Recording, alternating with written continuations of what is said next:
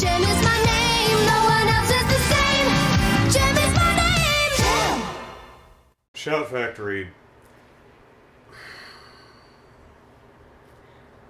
There's no easy way to say this. Your quality control leaves a bit to be desired. I have mentioned in the past that there have been some typos in the DVD menu. That there have been some sound sync errors in some of the bumpers. Show will be right back after these messages. There were a bunch of frame splices in the Scandal episode. None of that really affected my enjoyment of the show. Just little glitches here and there.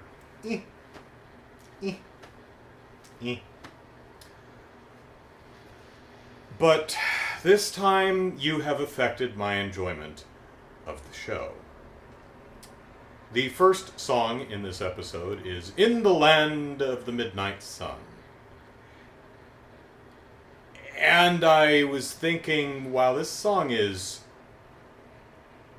like driving a screwdriver wrapped in razor wire directly into my ear.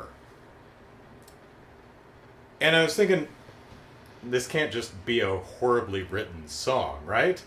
And I was listening to it, I'm like, no, I'm pretty sure the music track and the vocal track are not quite in sync.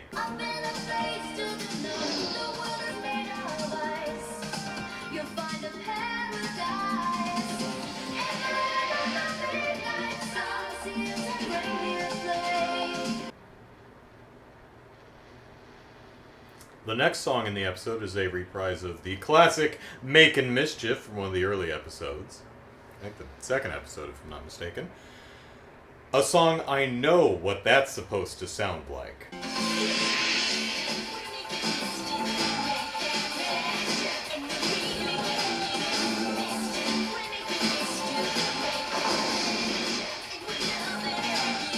And that confirmed my suspicion that,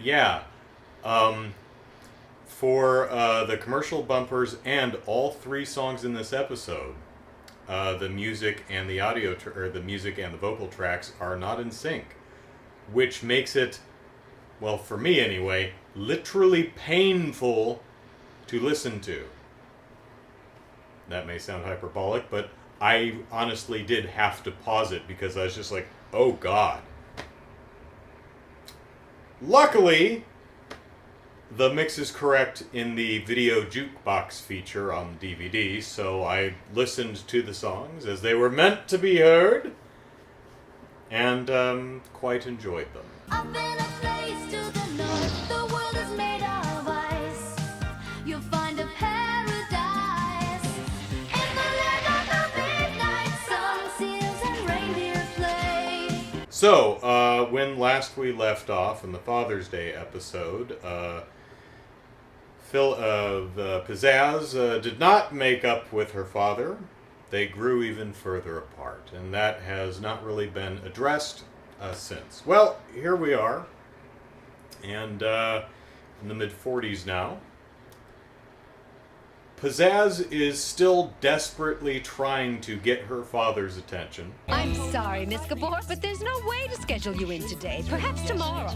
Daddy! What? Phyllis, can't you see I'm taking care of business? And her scheme this time is to talk business with him. The only thing he understands or cares about. In fact, he would wish she would just go the hell away, but she says the magic word, business, and he opens his ears. Daddy, I want to talk about business. Business? You? That's wonderful! What business would you like to talk about, dear? And she tells him that Eric, who has a music studio, found an island in Alaska, that if he can buy it he can use the oil there to make vinyl records more cheaply than any other studio. So they could, but of course, selling them at the same price, so making a larger profit and going to make lots of money. Okay? So, Mr. Gabor, Pizzazz's daddy, is like, that sounds like a great idea. Pizzazz, I'm putting you in charge of this. Don't let me down. Because, sadly, Mr. Gabor gives literally no poops about his daughter other than what she can do for his bottom line. And Pizzazz just wants her daddy. So that's very sad. So Pizzazz and Eric, bad guy, go flying over to Alaska to get the final signatures on the paperwork so that they can buy the island and pump oil out of it and make records cheaply.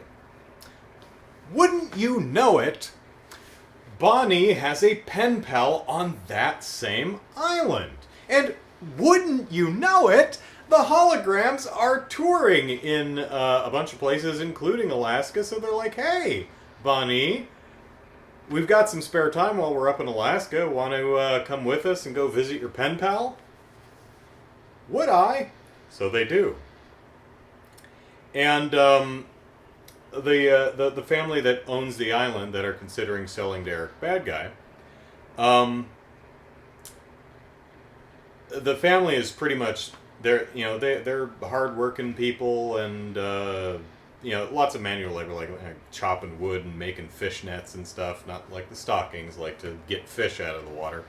And they'd be more than happy to sell, get lots of money, put their kid through college, all kinds of stuff. The kid, on the other hand, is like, yeah, but I'm friends with all the seals here, including this one, which keeps trying to slip me tongue. Randy little seal. So I don't want you to sell the island because what would happen to all the seals? Oh, well, they die. So,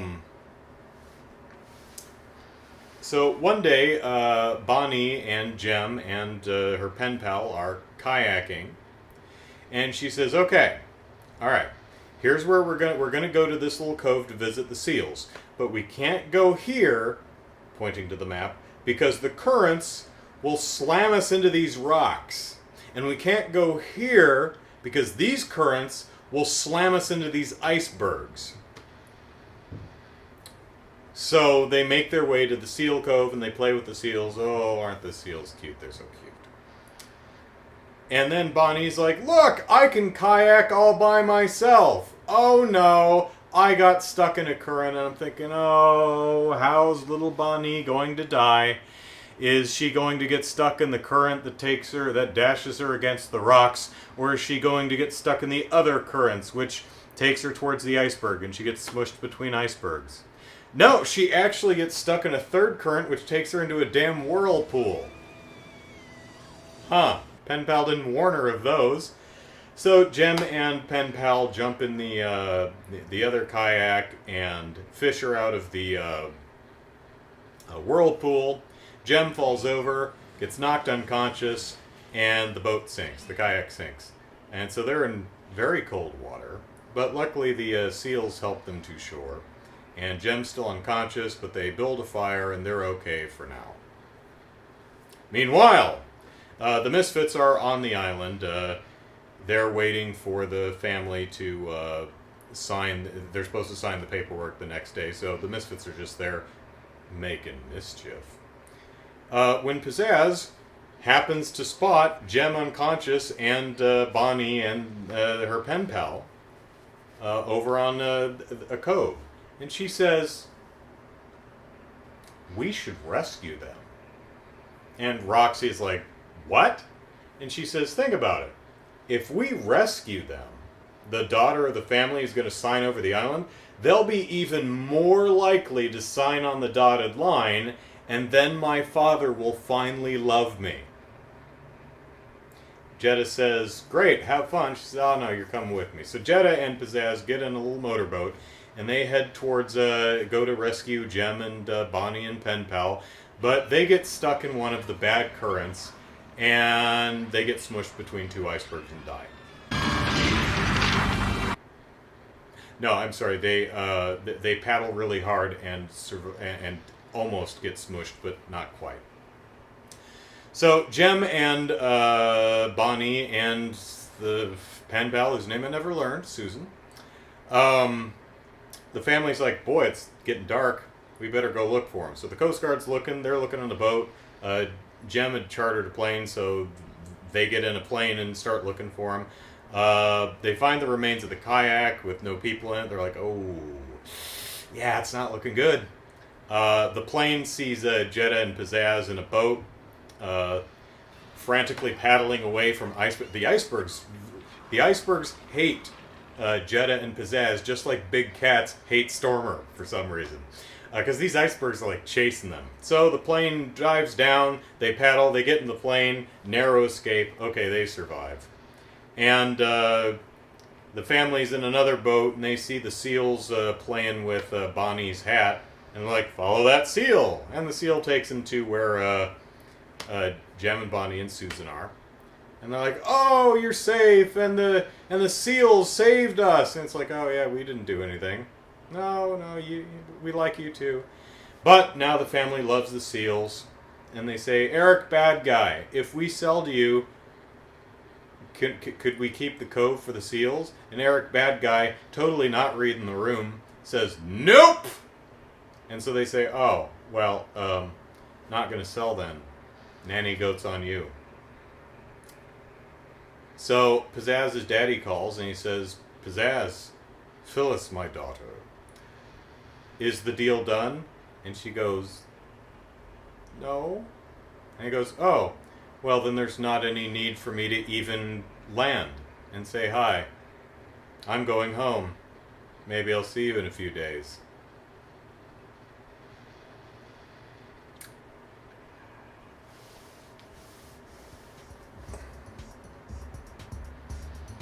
I don't know if that relationship is salvageable, but still got about 20 episodes to go.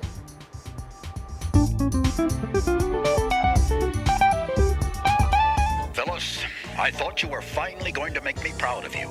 Well, there's no reason to land. I'll see you at home in a few days. No, Daddy, don't leave me. Goodbye.